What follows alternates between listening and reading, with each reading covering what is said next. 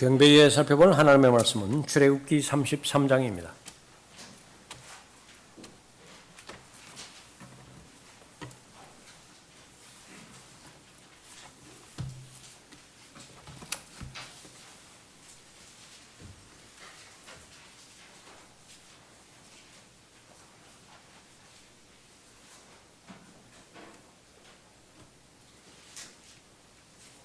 출애굽기 33장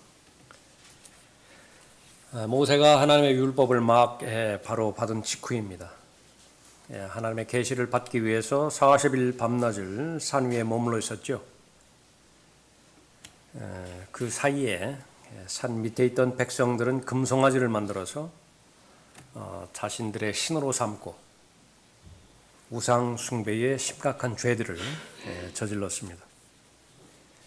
내려와서 그 죄악들을 보았을 때 돌판을 깨트려 버렸습니다. 하나님께서 진노하셨고 하나님께서는 약속하신 카나안 땅에 너희들끼리 가라고, 나는 안 가겠다고 하나님의 임재를 부인하심을 그렇게 선언해 하셨습니다. 백성이 모세가 중보에 나섰습니다. 이 백성은 하나님의 백성이라고 상기시켜 드렸고요. 만약에 하나님께서 동행하지 않으신다고 한다면 저도 같이 안 가겠습니다. 모세가 그렇게 하나님 앞에 말씀을 드립니다. 그 문제를 두고 아주 심각하게 모세와 하나님 사이에 대화가 오고 가고 있습니다. 하나님의 그 심판의 선언 앞에 모세는 낙심할 수밖에 없었던 것이죠. 지금까지도 불가능한 민족을 데리고 여기까지 온 것도 하나님의 은혜의 능력이었었는데 지금 당장 이 시점에서 하나님께서 함께 하시지 않으시겠다라고 그렇게 말씀하셨을 때 그건 불가능했습니다. 다른 사람은 몰라도 모세의 경우에는 불가능합니다. 그래서 요청을 드립니다. 필요한 은혜가 무엇이냐? 다양한 은혜를 필요로 하는 것인데 이 시점에서 모세는 어떠한 은혜를 간구해야 되는 것이냐? 그 은혜의 목적은 또 무엇이냐? 그래서 그 은혜의 목적은 바로 강한 능력이 있어야 그건 하나님으로부터 나오는 능력인데 이 백성을 하나님의 약속의 땅 카나안에 데려 들어갈 수 있는 것입니다. 이 부분을 위해서 모세는 가장 낮아졌고요. 가장 높으신 하나님을 경배해 드립니다.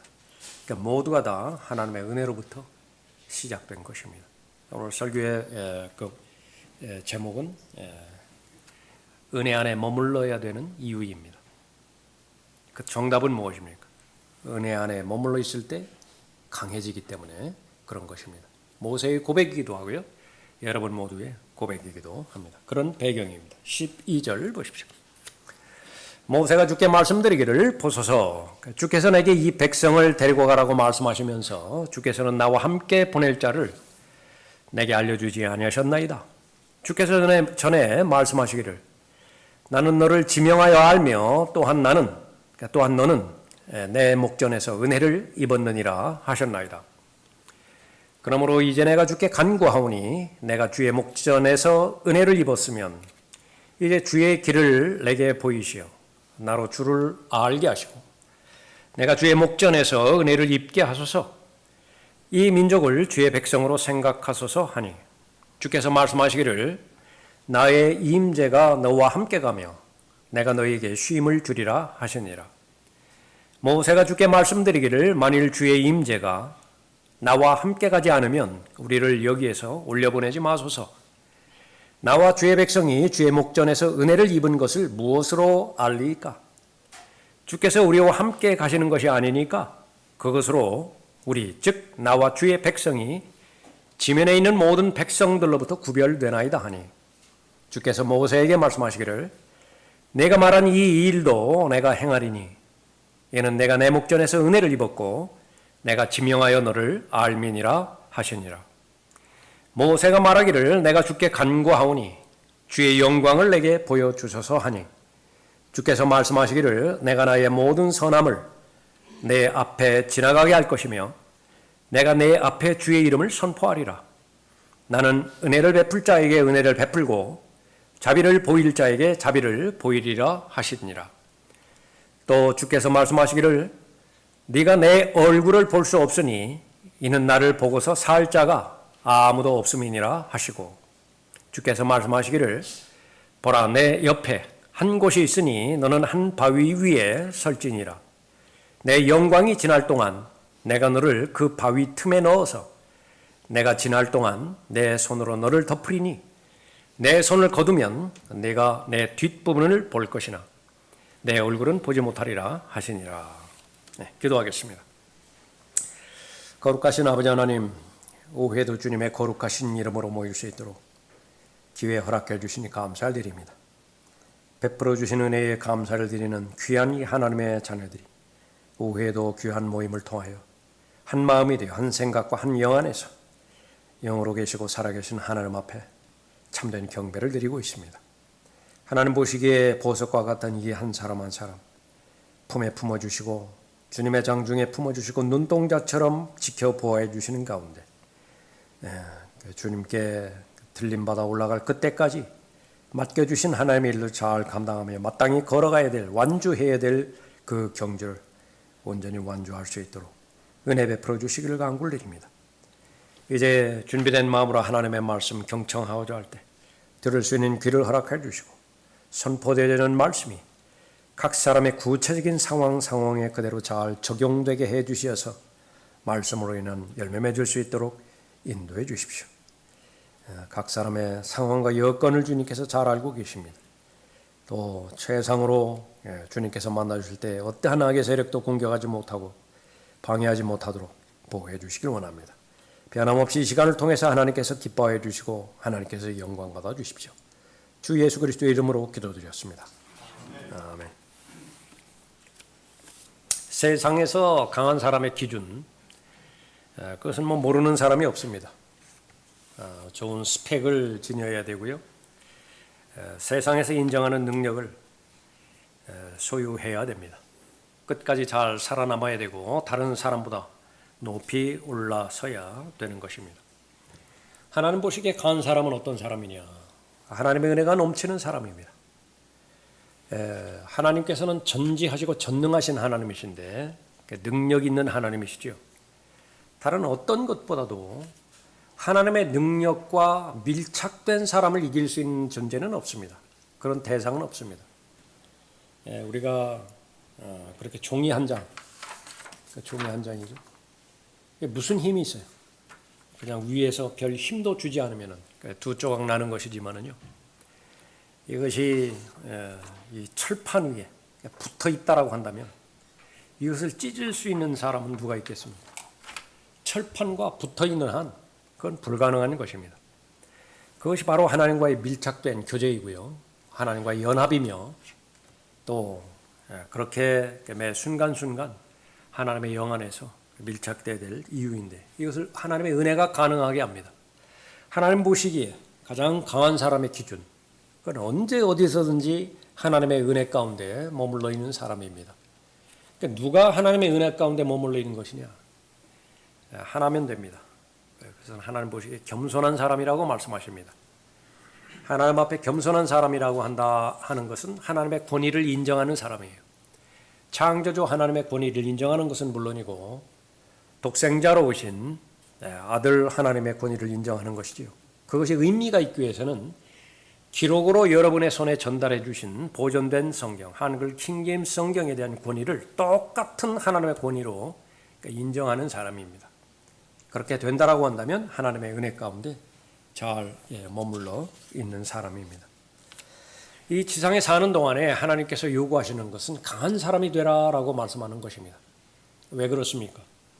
바로 하나님께서 피로 사신 교회에 대한 정의는 영광 받는 교회가 되기 이전에 아직 영광 받는 교회라고 말씀하지는 않으세요. 그것은 들림받아서 위로 올라갈 때에 비로소 영광 받는 교회예요. 전투하는 교회라고 말씀하셨기 때문에 그렇죠. 전투입니다. 싸움입니다. 경쟁하는 것입니다. 오늘 그 기도에도 나왔지만은 세상에 대해서 투쟁해야 되고요. 육신에 대해서 우리는 전쟁 중입니다. 그 전체를 총괄하고 있는 마귀의 실체에 대해서도 최선을 다해서 저항해야 되고 피 흘리기까지 맞서 싸워야 되는 것이 바로 그리스도인의 신분입니다. 이 부분에 대해서 바로 전체적인 결론에 대해서 동의하는 것은 물론이고 이제는 중요한 것은 우리의 가정에서 그 전쟁이 어떻게 벌어지느냐를 주목하는 것이죠. 잘 대처하는 것이겠죠. 반응할 때에 그것이 전쟁 중이다라고 하는 사실을 말하는 것은 의미가 있습니다. 계속 선포만 하고 그러나 계속 반복적으로 가정에 돌아가서 아니면 교회 생활 역시 마찬가지로 또 직장에서나 또 사업터에서 계속 다람쥐 쳇바퀴 돌듯이 같은 것을 반복한다라고 한다면 그것은 더 이상 하나님의 은혜 가운데 있는 것이 아니에요. 오히려 하나님께서 그렇게 은혜에 대해서 위험스럽게 경고하는 것처럼 은혜를 남용하는 자이고요. 은혜를 오용하는 자인 것입니다. 복음에 합당한 삶을 사는 사람, 은혜를 절대로 그렇게 가볍게 여기지 않는 것입니다. 그러면 그 본질은 무엇이냐? 나에게 도대체 은혜는 왜 필요한 것이냐? 은혜에 대한 필요성을 절실하게 느끼는 사람입니다. 오늘 본문 말씀을 통해서 은혜는 왜 나에게 임해야 되고 그 하나님의 은혜를 임했을 때 어떤 면에서 강건해지는 것인지 살펴보고 우리 모두가 다 그 진리에 자신의 믿음이 결합되어야 될 것입니다. 은혜 가운데 머물러야 되는 이유, 은혜 아래 있을 때 강해지기 때문이죠. 첫 번째는 하나님의 은혜는 우리의 정체성을 확증해 주기 때문에 그렇습니다. 하나님의 은혜가 있어야 내가 누구인지를 알아요. 12절 보십시오. 모세가 주께 말씀드리기를 보소서 주께서 내게 이 백성을 데리고 가라고 말씀하시면서 주께서는 나와 함께 보낼 자를 내게 알려주지 아니하셨나이다. 주께서 전에 말씀하시기를 나는 너를 지명하여 알며 하나님 보시기에 나는 누구예요? 지명하셨다고 말씀하십니다. 하나님께서 나를 알고 계신다라고 말씀하십니다. 지명하여 알며 또한 너는 내 목전에서 은혜를 입었느니라. 이 하나님의 은혜가 하나님을 알게 해주고요. 또 하나님께서 바라보시는 관점에서 나를 바라볼 수 있도록 해주시는 것입니다.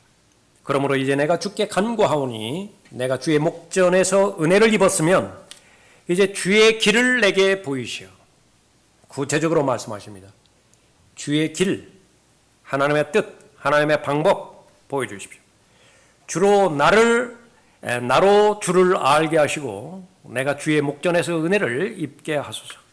이 민족을 주의 백성으로 생각하소서 말씀하고 있는 그 부분이죠. 모세를 불러주셨을 때 모세의 사명을 알려주십니다.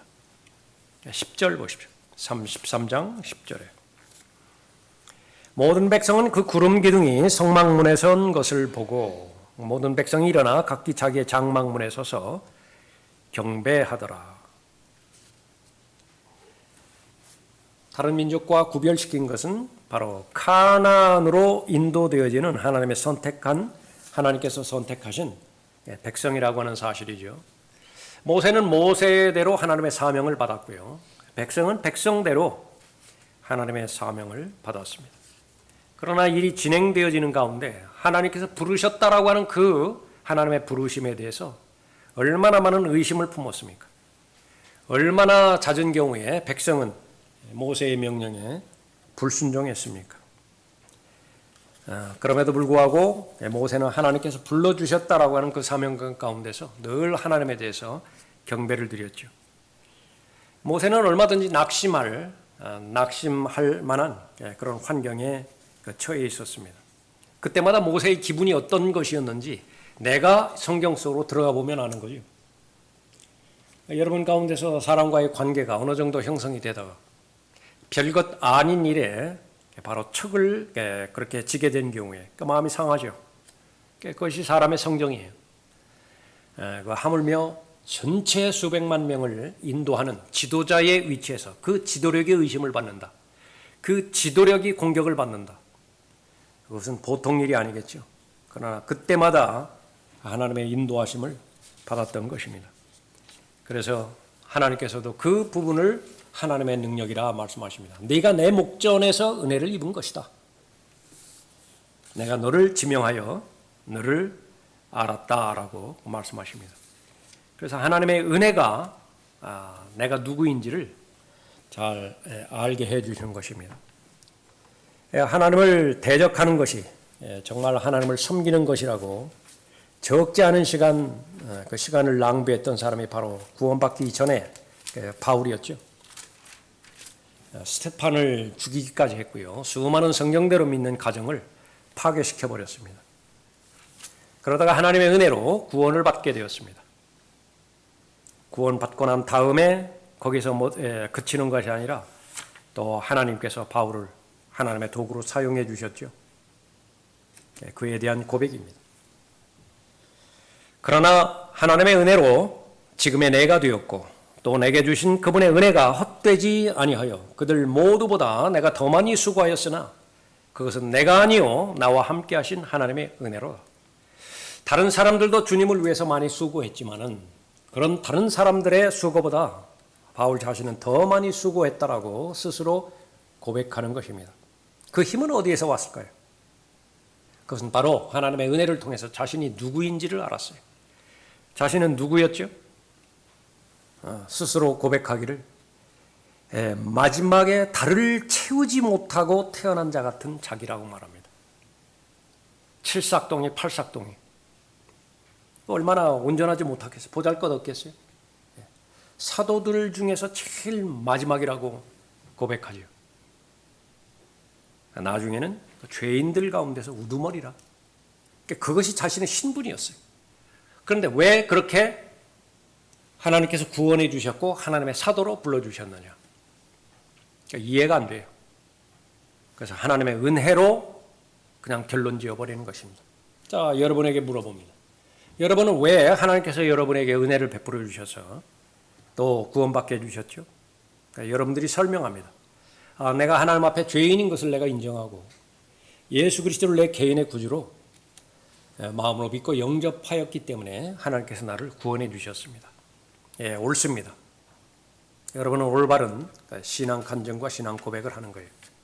그러나 그것이 시간이 계속 지남에도 불구하고 똑같은 고백이라고 한다면 여러분은 아직 하나님의 은혜를 모르는 것입니다. 그것은 미스터리 중에 미스터리가요. 하나님께서 왜 나 같은 사람을 구원해 주셨는가라고 하는 부분입니다. 그것은 하나님의 은혜로밖에 그 설명이 되지 않는 것입니다.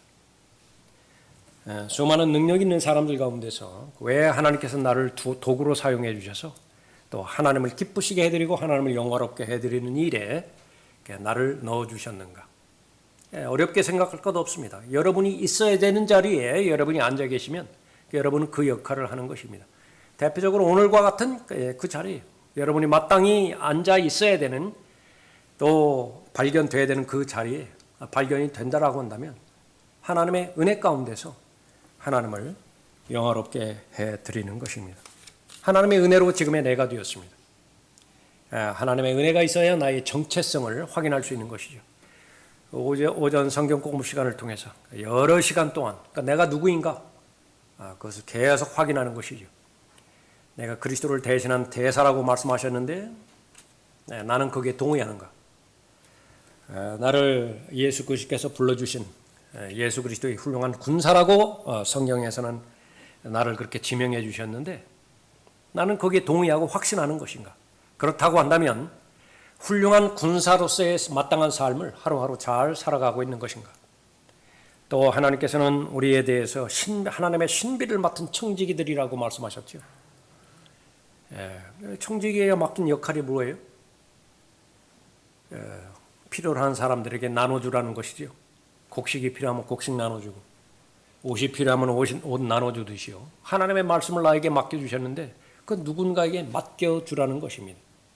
그러기 위해서는 내가 내 신분을 알아야 되죠. 하나님의 청지기입니다. 하나님의 청지기의 관점에서 봤을 때 나에게 무엇을 맡겨주셨죠? 동의되어지는 것은 그 가운데서 몇 가지나 되는 것인가? 그것이 여러분의 실제 삶이에요. 여러분이 스스로 하나님 앞에 여러분에 대해서 고백할 때 하나님의 은혜 가운데서 지금의 내가 되었고 또 하나님의 동일한 은혜 가운데서 내가 수고를 했는데 그 수고하는 것이 무엇이냐? 그것이 여러분 안에 확정이 되어지면 그것은 바로 하나님의 은혜임을 잘 아는 것입니다. 마귀의 공격은 무엇입니까? 어떤 은혜가 필요한 것인지 무감각하게 만들어버리는 거예요. 분명히 히브리서 4장에서 은혜의 보좌를 계시하시면서 은혜의 보좌는 지금 반드시 누구에게나 절실하게 필요하다라고 말씀하시죠. 거기에는 필요한 은혜가 있고 필요한 자비가 있다고 말씀하십니다. 성령께서 정말로 안타까워하시는 것은 뭐냐면 하나님의 자녀들의 신분을 얻었음에도 불구하고 구하지 않는 거예요. 마땅히 간구해야 될 것을 구하지를 안 해요. 그건 무엇이냐 그러면 첫째로 무지해서 그렇고요. 무엇을 구해야 될지 몰라요. 도대체 어떤 무기가 있는지를 몰라요. 두 번째로는 절실하지 않아서 그렇습니다. 왜 그러냐 그러면 그래서 딴 데 마음을 품었기 때문에 그런 것이죠. 우리의 목표는 가나안 땅인데 이 백성들은 가나안 땅에는 관심이 없어요. 지금 현재에 머무르기를 바라고요. 또 그것을 넘어서서 자꾸 뒤돌아봅니다. 이집트 땅을 그리워하고 있는 거예요. 그렇게 됐을 때에 정말로 필요한 것은 하나님의 은혜 가운데서 자신의 정체성을 아는 것인데 모세는 그 필요를 알았고 하나님의 은혜를 요구했던 것입니다. 그랬을 때에 바로 하나님께서는 모세에 대해서 너는 특별한 세상적인 기준으로서의 내 자신을 규명하지 말고 내가 너를 지명하여 불렀다. 너는 내 은혜를 입은 사람이다. 그걸 다시 한번 힘을 북돋아 주는 것입니다. 우리가 은혜 가운데서 머물러야 되는 이유, 은혜 가운데 있을 때에 가장 강하기 때문에 그런 것이죠. 하나님의 은혜가 없다라고 한다면 하나님과 동행이 불가능합니다. 두 번째 이유예요. 하나님의 은혜가 있어야 하나님과 동행이 가능하게 되어집니다. 강한 사람은 누구냐? 하나님과 함께 걸어가는 사람이에요. 언제든지 그 사람 안에서 그 사람 옆에서 하나님이 발견되어지는 사람인 것입니다. 14절 보십시오.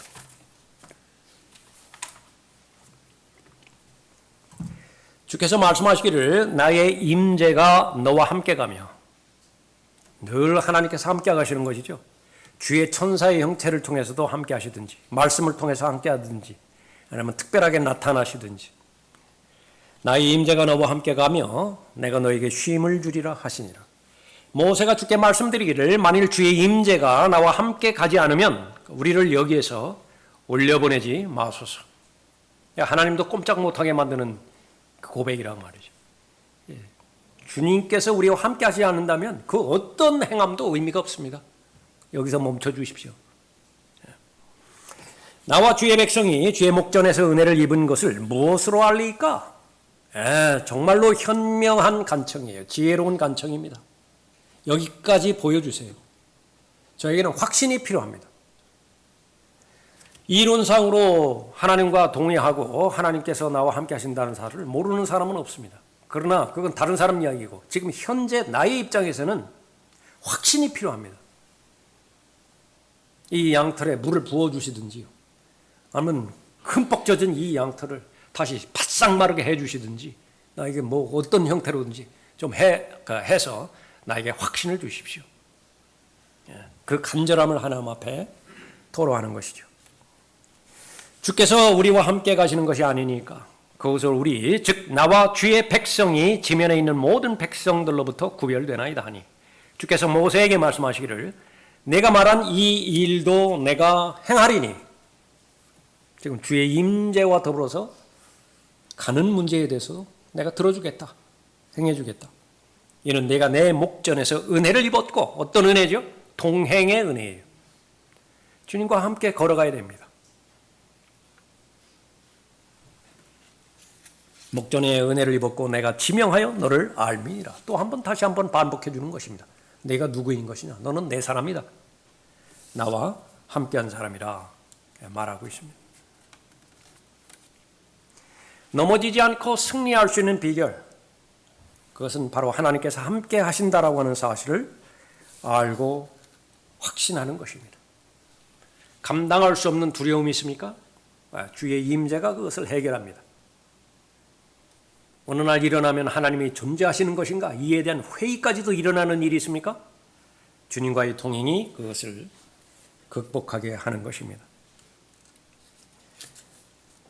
그러므로 이제 내가 주께 간구하오니 내가 주의 목전에 은혜를 입었으면 이제 주의 길을 내게 보이시오. 하나님의 길들을 보여주시라고 말씀하셨죠. 그러니까 성경에서 많은 길들이 있습니다. 예수님의 첫 번째 자신의 정체성에 대해서 계시하실 때 나는 길이라고 말씀하셨죠. 영생의 길입니다. 부활의 길입니다. 진리의 길입니다. 의의 길입니다. 하나님의 아들이 걸어가시는 그 길을 말하는 것이죠. 그 위의 길들은 무엇입니까? 다 비록 넓지만은 쉬워 보이지만은 그러나 그 끝은 죽음의 길이고 사망의 길이에요. 그 끝을 만나는 데서는 그리 오래 시간이 걸리지 않습니다. 중간중간에 얼마만큼 잘못된 길을 선택하였는가 많이 만나게 하죠. 하나님의 징계를 만나게 합니다. 징계를 만났을 때 정상적인 그리스도인이라고 한다면 다시 원점으로 돌아가요. 지난주인가 지지난주 그 수요 설교할 때 그 베델로 다시 돌아가는 것입니다. 내가 나의 시작이 어디에서 시작되었는가? 그 시작되어지죠. 그런데 어리석음이라고 하는 것은 무엇입니까? 또 다른 똑같은 잘못을 범해버려요. 이번에는 비록 다른 길이지만은 적어도 하나님께서 인정하시는 길은 아니에요. 내가 보기에 지난번 길은 아니지만은 다른 길이다. 마귀는 계속해서 그런 방식을 통해서 시간을 낭비하게 만들고 기회를 잃어버리게 만드는 것입니다. 나로 주를 알게 하시고 내가 주의 목전에서 은혜를 입게 하소서.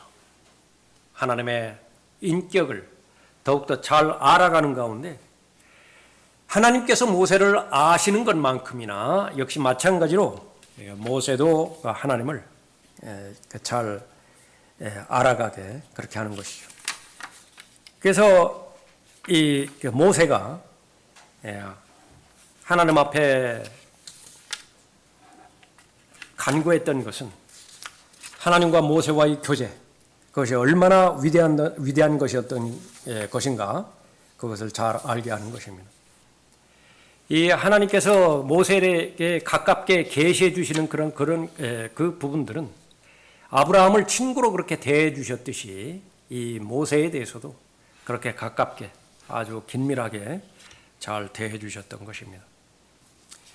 이 진정한 영적인 능력, 그것은 주님과의 동행을 가능하게 하는 것인데 주님과의 동행이 언제 끝나야 되어지는 것이냐 그러면 하나님께서 불러주실 때에 그렇게 끝나야 되어지는 것입니다. 그때까지는 반드시 동행을 해야 됩니다. 요한복음 15장에서 말씀하시는 예수 그리스도와의 연합과 교제, 그것은 어떠한 일이 있다 하더라도 어떠한 희생을 감수하면서라도 계속 지속해 나가야 되는 것이죠. 바울의 소원은 무엇이었느냐 그러면 바로 예수 그리스도 안에 있는 은혜 가운데서 강건하게 되어지기를 원했습니다. 나는 강한 사람이 되기를 원했던 거예요. 본인만 강하게 되어지기를 원하는 것이 아니라 자신의 영적인 아들 디모데에게도 너는 강한 사람이 되거라. 약함 가운데서 이리저리 흔들리고 그래서 계속 마귀가 달려들 때마다 패배하고 실패하고 하나님의 또 다른 은혜 가운데서 다시 일어서지만은 강하지 못함으로 인해서 또 넘어지고 그것을 반복하지 말라 말씀하십니다. 내 아들아, 그러므로 너는 그리스도 예수 안에 있는 은혜 가운데서 강건하라. 그런데 그 구체적인 그 부분들은 무엇이냐면 잘 배우고 잘 가르치라. 디모데후서 2장에서 말씀하고 있는 부분이죠. 강해지기 위해서는 하나님의 진리의 말씀을 잘 배우고 잘 공부하라. 내가 진리의 말씀을 올바로 나누어 자신이 하나님 앞에 부끄럽지 않은 일꾼으로 인정받도록 공부하라. 그럼 강한 사람이 되어지는 거예요. 그렇게 되어지면 비속하고 허황된 말장난을 가지고서 자신에게 덤벼드는 모든 마귀들의 교리를 가지고 달려드는 거짓 교사들 승리하는 것입니다. 말은 요란하게 합니다. 이론은 휘황찬란하게 나름대로 체계를 가지고서 퍼뜨립니다. 성경에서 그것을 암덩어리라고 말합니다. 그들의 말은 종창처럼 퍼질 것이다. 악성, 종양처럼 퍼질 것이라고 말하는 거예요. 이제는 정상적인 세포가 감당을 못해요. 이기지를 못해요. 면역세포들이 힘을 쓰지 못하는 것입니다. 그래서 모두가 다 비정상적으로 되어져 버려가지고 정상적인 사람들이요, 갈 길이 없어요. 소수의 사람들만 남는 것인데 그것마저도 미리 예언이 됐습니다. 교회 전체는 배교로 끝을 낼 것이에요. 이제는 손을 쓸 수가 없습니다. 열어봤는데요, 이거는 뭐 너무 퍼져가지고서 칼을 댈 수가 없어요. 다시 닫을 수밖에 없습니다.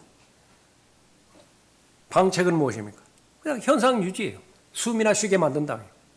뭐 먹고 싶은 거 그냥 먹게 하라고요. 예.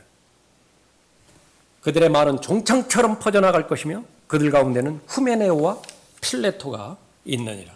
이 사람들의 가장 핵심적인 그 부분은 뭐냐면 후천년주의 신학, 무천년주의 신학이에요. 그들은 진리에 관해서는 정도를 벗어나서 부활이 이미 이루어졌다고 말하여 어떤 사람들의 믿음을 뒤엎고 있느니라. 전천년주의 신학이 공격당하는 것, 이건 이 마지막 세대의 팽배한 이론입니다. 고린도전서 15장에서 바울이 지적했듯이 부활을 믿지 않는 거예요. 다른 것은 다 믿는다 하더라도 죽은 자들로부터의 부활을 믿지 않아요. 특징은 무엇입니까? 이 세상에 올인하는 것입니다. 오직 이 생뿐이에요. 거짓말할 수 없다고요. 오직 이 생뿐이에요. 이 생을 자신의 목표와 계획대로 잘 실현되기 위해서 하나님도 필요하고, 여기서 말하는 은혜도, 하나님의 은혜도 모든 은혜가 필요한 것이 아니라 내 계획을 이루어갈 그런 능력을 주는 하나님의 은혜, 그것만 달라고 해요. 나머지 것들은 부담스럽다. 하나님의 은혜 가운데서 강건해야 주인이 쓰기에 합당한 그릇으로 잘 예비될 수 있다라고 말씀하고 있는 것입니다. 바울이 가장 두려워했던 것은 무엇입니까? 중간에서 이탈되는 것입니다. 출발은 잘했지만은 대마처럼 중간에서 결론을 내지 못하는 그런 인생으로 마감하는 것이에요. 내가 내 몸을 억제하여 복종하게 함은 다른 사람들에게 전파한 후에 어떻게 해서든지 내 자신이 버림을 받지 않게 하려는 것이라. 이 마음의 소원을 하나님께서 들어주셨어요. 그래서 고백합니다. 하나님의 은혜로 지금의 내가 되었고 그 동일한 하나님의 은혜가 있었기 때문에 내가 다른 사람들보다 더 많이 수고했죠. 더 많이 수고했는데 빌립보서 1장에 보면 시기심 때문에 전파한 사람들도 있어요. 예수 그리스도를 내가 바울의 위치보다 더 인정받는 위치를 차지하고자 그렇게 해서 설교했다고요. 그렇게 해서 복음을 전파했다고요. 그 전파된 내용은 복음의 내용이기 때문에 많은 사람들이 구원을 받아요. 그 동일한 말씀으로. 그러나 그 시기심이 동기가 되어서 전파한 사람 아무 상도 없어요. 아무 보상도 없어요. 바울이 정말로 간구했던 것은 다른 사람들에게 전파한 후에 어떻게 해서든지 내 자신이 버림을 받지 않게 하려는 것이다. 하나님의 은혜가 있어야 가능합니다. 하나님의 은혜가 끝까지 동행하게 그렇게 만드는 거죠. 바울 자신보다 하나님 자신이 바울에 대해서 더 잘 아십니다. 바울은 구원받은 지 수십 년이 지났기 때문에 자신의 정체성에 대해서, 자신의 본성에 대해서도 어느 정도 알겠죠? 자신의 실체에 대해서도 어느 정도 알았겠죠? 그러나 다 알지는 못합니다. 그러나 하나님께서 구원해 주신, 구원의 주체이신 하나님께서는 바울을 너무나 잘 알고 계세요. 하나님께서는 그 바울을요, 끝까지 쓰시고자 했다고요. 바울은 다른 사람과 마찬가지로 중간에서 쓰임받지 못하고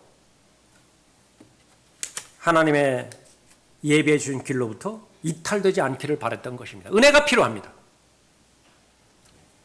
그런데 그 은혜는 바울이 원하는 은혜가 아니에요. 그럼에도 불구하고 하나님의 말씀에 순종한 결과 그 하나님의 은혜가 바울에게 임했던 것입니다. 하나님의 은혜를 입은 거예요. 지극히 위대한 계시들의 풍성함으로 인하여 내가 자고하지 않도록 육체의 한 가시 즉 사탄의 사자를 내게 주셨으니 그가 나를 쳐서 자고하지 못하게 하려 함이라. 그가 나를 어떻게 했다고요? 쳤다고 그랬어요. 고린도전서 9장 27절에 보면 내가 내 몸을 복종시켰다라고 말합니다. 똑같이 치는 거예요. 그래야만 가능합니다. 사람이 대단한 존재가 아니에요. 어느 정도 연령이 지났다고 해서 매가 필요하지 않습니다. 필요하지 않은 것이 아니에요. 사람들의 관계에서는 그럴지 모르지만 적어도 하나님의 관계 가운데서는 우리가 들림받아 올라갈 그때까지 항상 유효한 상황 가운데 있다는 사실을 알아야 되는 것입니다. 그것을 인정하지 않으면 교만한 거예요. 정말로 하나님께서 우려한 것은 바울의 교만함이었습니다. 바울이 교만해지는 거예요. 무엇이 교만해지죠? 구원받은 지 30년, 40년이 지나서 계속해서 하나님의 직접적인 계시를 받은 이 입장에서 다른 사도들을 바라볼 때에 또 다른 성도들을 바라볼 때 자기보다 더 뛰어난 지식이 있는 사람이 없어요. 심지어 선배 사도 베드로가 그 진리의 지식에서 이탈했을 때 공개적으로 호되게 책망했다고요. 그 바울의 책망에 그 선배 사도가요 그대로 순종하고 복종했죠. 그 위치에 섰던 사람이 바울이에요. 그러나 하나님의 말씀은 분명하게 경고합니다. 그것이 하나님의 은혜 가운데 머물지 않은 지식이라고 한다면 그것만큼 사람을 교만하게 만들 수 있는 것이 없다라고 말해요. 이를 위하여 3번이나 그것을 내게서 제거해달라고 주께 간구하였는데 주께서 내게 말씀하시기를 내 은혜가 내게 충분하도다. 더 이상 내게 필요한 은혜가 없어. 네가 필요한 은혜 내가 다 준 상태야. 네 잔은 이미 꽉 차 있고 이미 흘러 넘쳤어. 더 이상 내 은혜를 필요로 하지 않아. 그런데 그 넘치는 잔 속에 무엇이 있어요? 육체의 가시가 있습니다. 사탄의 사자가 있어요. 그러니까 필요한 거예요. 그것이. 은혜 가운데 은혜는요. 그 하나님의 뜻을 깨달았고 하나님의 뜻에 순종하는 것입니다. 이는 내 능력이 약한 데서 온전하게 됨이니라. 하나님의 관점에서 볼 때 강한 사람, 하나님의 은혜 가운데 늘 머물러 있는 사람이죠. 그런데 하나님의 은혜 가운데 머물러 있는 사람의 특징은 무엇이냐 그러면요. 그 마음이 어린아이 상태로 되어지는 거예요. 어린아이 상태는 옆에 엄마만 있으면 다 해결돼요. 필요한 것이 없어요. 주만 바라보는 것입니다. 주만. 하나님만 바라보는 거예요. 반대로 다른 것들은 모든 것이 다 갖춰져 있는데 하나님만 없다. 그러면 nothing이에요. 아무것도 없는 거예요. 그건. 다 물어 끝나는 것입니다. 언제 그렇게 될 것이냐? 우리는 불리한 위치에서 하루하루 살아가는 사람들이에요. 육신의 문제를 해결하지 못했기 때문에 육신은 계속 독립하라고 외치는 것입니다. 알 만큼 알지 않느냐. 그 강의 한두 번 들은 것도 아니고 그 책을 한두 번 본 것도 아니고 그 하나님의 교리의 내용, 그 하나님의 진리라고 하는 그 부분들 이젠 뭐 새로운 게 뭐가 있느냐. 알 만큼 알고 갖출 만큼 갖춘 지식인데요. 그래요? 정말 그래요? 그런데 어저께 왜 그 죄에 넘어졌어요? 그 죄는 과거를 돌이켜보면 무한대로 반복되어진 죄였는데 왜 그거 하나 해결을 못해요? 그 수많은 지식을 가지고서. 하나님의 은혜는 그 하나님의 사람을 담대하게 만드는 것인데 지난달에 주 예수 그리스도라고 하는 이름이 믿음에서 내 입술을 통해서 전파된 것이 몇 번이나 돼요. 왜 그렇게 못하는 것이요? 겁이 나기 때문에 그런 거예요. 무섭다고요, 그 말을 하기가. 하나님의 은혜가 있는 사람이에요. 그런데도 하나님의 은혜가 더 이상 필요 없습니까? 동행이라고요. 달려가야 될 그 길을 끝까지 완주하는 것입니다. 가르쳐 주셨죠? 내 은혜가 내게 충분하도다. 이는 내 능력이 약한 데서 온전하게 됨이라. 그러면 누가 하나님만 바라보는 것이냐? 아무것도 할 수 없다라고 인정하는 사람만 하나님을 붙잡아요. 하나님이 도우시면 좋은 것이지만 굳이 하나님이 없다 하더라도 내가 할 수 있는 영역들이 있잖아요. 그 부분은 내가 좀 자신 있는 부분 아니에요? 아니 더 나아가서 하나님 앞에 자신의 모든 부분들을 드리는데 헌신하는데 적어도 이 영역에 대해서만큼은 하나님이 간섭하는 것보다 내가 간섭하는 것이 훨씬 더 일을 잘 할 수 있습니다. 더 좋은 결과를 낼 수 있습니까? 있습니다. 솔직히 그러한 마음이니까 하나님 앞에 의뢰하지 않는 거예요.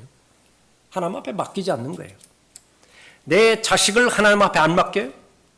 하나님께서 내 자식을 돌보는 것보다 내가 직접적으로 계획 안에서 그 자식의 교육과 양육, 앞으로의 미래, 그것을 실행하는 것이 더 낫습니다. 그러니까 안 맡긴다고요. 이 부분들이 깨트려지는 것이 바로 은혜의 힘인 것입니다.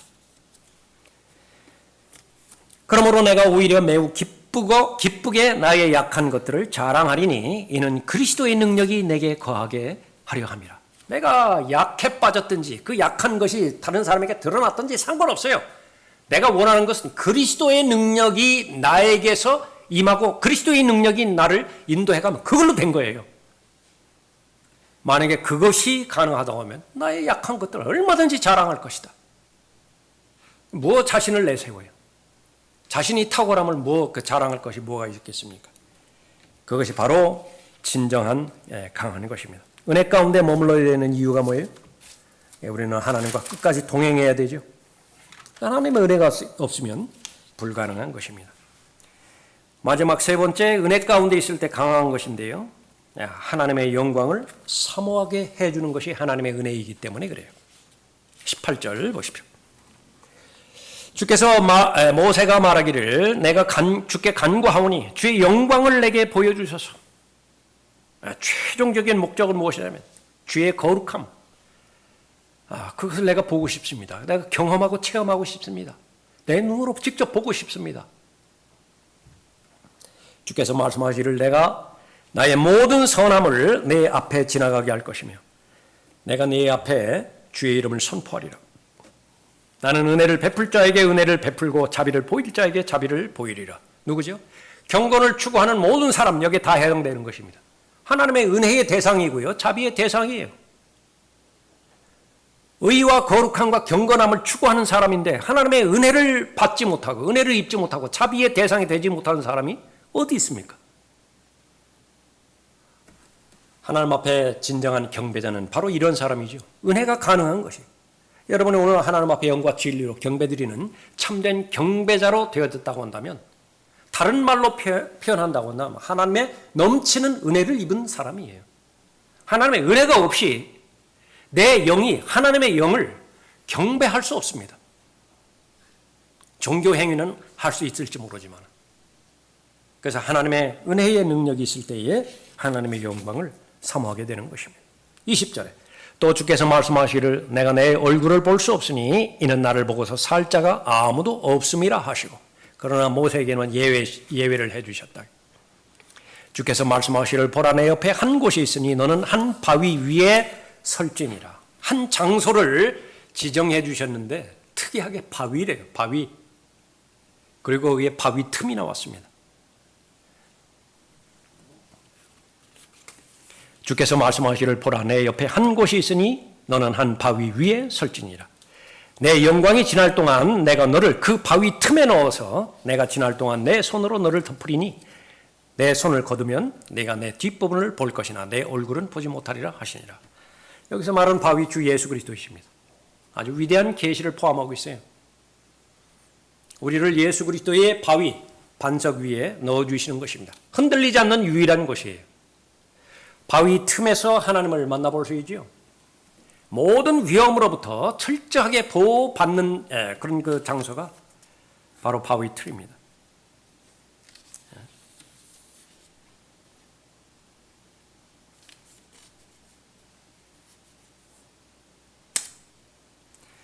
찬송가에 보면 318장 만세반석이라고 하는 나오는데, 만세반석이 열리니 내가 들어갑니다. 그 찬송이죠. 그것을 쓴 그 작사가가 어거스트 스탑레이라고 하는 사람이에요. 폭풍우 속에서 그렇게 갇혔을 때에 커다란 바위 틈에 들어갑니다. 피신한 거죠. 번개가 치고 천둥이 울리고 폭우가 쏟아졌는데 바위 틈 안에 있었기 때문에 전혀 해를 입지 않았어요. 영감을 받아서 만세반석이 열리니 내가 들어갑니다. 그리스도 안에 있는 모든 그리스도인들 동일한 특권을 누리는 것입니다. 하나님의 은혜예요. 하나님의 은혜 가운데서 바위 위에 서게 하시고 바위 틈에 보호하시는 것입니다. 하나님의 은혜는 하나님의 사람을 무기력하게 방치하지 않습니다. 마땅히 걸어가야 될 길이 있죠. 목적지가 분명히 있다고요. 하나님께서 약속하신 가나안 땅입니다. 얼마나 많은 사람이 이 하나님의 은혜에서 벗어남으로 인해서, 은혜를 입지 못함으로 인해서 광야에서 죽어나갔습니까? 뒤돌아섰습니까? 이집트를 그리워했습니까? 그 결과는 후회하지 않으면 된다고 그랬죠? 결국 가나안으로 인도하는 그 길에서 이탈했을 때에 잘하였다. 그 결론을 맺어야 되는데 단 한 사람도 없습니다. 이집트를 바라보았던 사람들, 멸망당하지 않는 사람이 있었나요? 다 멸망당했죠. 그러나 하나님께서는 하나님의 사람을 아끼십니다.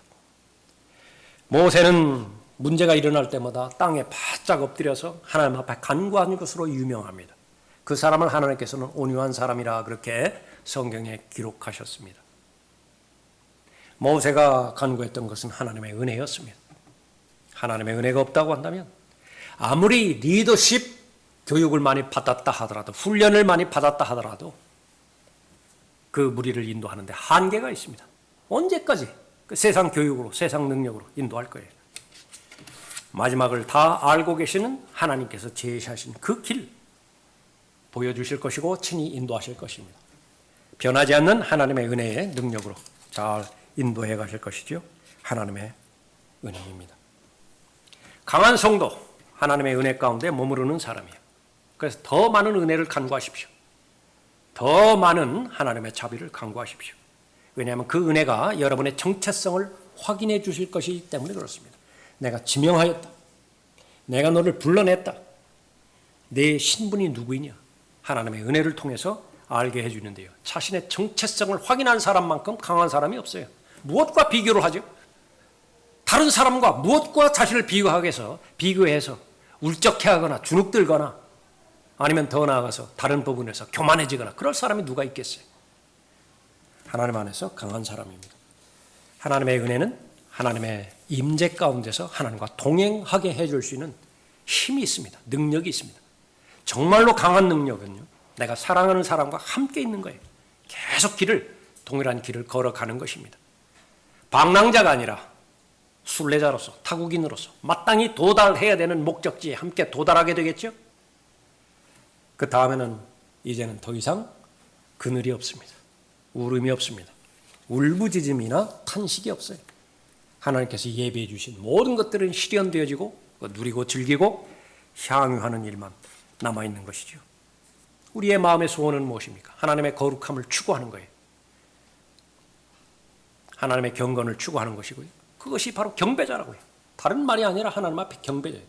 여러분이 경배를 소중하게 여기고 여러분이 경배의 삶을 살기 위해서 다른 모든 삶의 수단들을, 삶의 여정들을 도구로 삼는다라고 한다면 여러분은 하나님 앞에 진정한 경배자가 되어지는 것입니다. 근데 그것이 무엇 때문에 가능한 거예요? 내가 그렇게 결심하고 내가 내 스케줄에 그렇게 짜놓아서 내 결심을 거기에 표현하고 그래서 가능한 것인가요? 그러기 이전에 하나님의 은혜가 역사했던 것입니다. 하나님의 은혜가 여러분의 마음을 움직였고 여러분의 영이 하나님을 찾기 전에 하나님의 영이 먼저 은혜의 과정을 통해서 여러분에게 내려오셨기 때문에 그것이 가능한 것입니다. 삶이 어렵고 어려운 여건이 되어졌을지라도 마치 본문의 모세처럼 말이죠. 하나님께서 이 민족을 내가 포기해버리겠다. 가려면 너희들끼리 가라. 나는 안 가겠다. 그렇게 됐을 때라도 끈질기게 하나님의 은혜를 요청했고 간구함으로 말미암아서 급기야 하나님의 영광을 그렇게 경험하게 되었고 하나님의 목적대로 잘 실행했듯이 여러분의 삶에 아무리 어려움이 있다 하더라도요. 여러분이 놓지 말아야 되는 것은 하나님의 은혜의 능력입니다. 하나님께서 은혜를 베풀어 주셨습니까? 남용하지 마십시오. 하나님의 은혜를 입혀 주셨습니까? 오용하지 마십시오.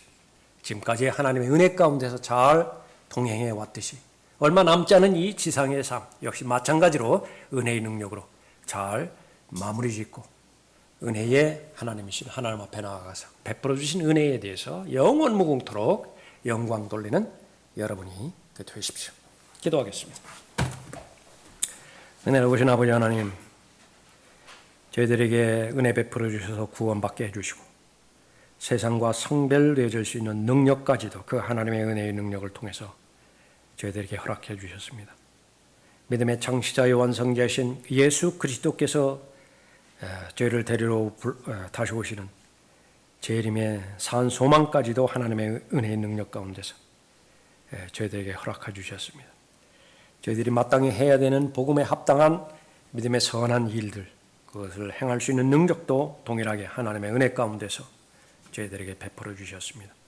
하나님의 은혜 가운데서 진리의 지식이 이룰 수 있도록 인도해 주셨고, 진리를 실행할 수 있는 능력도 허락해 주셨으며, 또 진리를 선포하고 또 진리를 수행할 수 있도록 인도하여 주셨습니다. 맡겨주신 믿음의 선한 싸움, 영적 전쟁에서 늘 주님 편에 서서 또 승리를 쟁취할 수 있는 그 능력까지도 부여해 주셨습니다. 성도들 한 사람 한 사람과 늘 주님의 임재 가운데서 동행해 주시고, 무엇을 간구하든지 그 기도에 응답하여 주셔서 하나님을 기쁘시게 해드리고 하나님을 영화롭게 해드리는 하나님의 영광을 늘 추구하는 하나님의 자녀들 되도록 자녀 삼아 주시고, 또 그 하나님의 영광을 추구하는 하나님의 자녀들의 모든 기도에 응답해 주시길 원합니다. 주 예수 그리스도의 이름으로 기도드렸습니다. 아멘.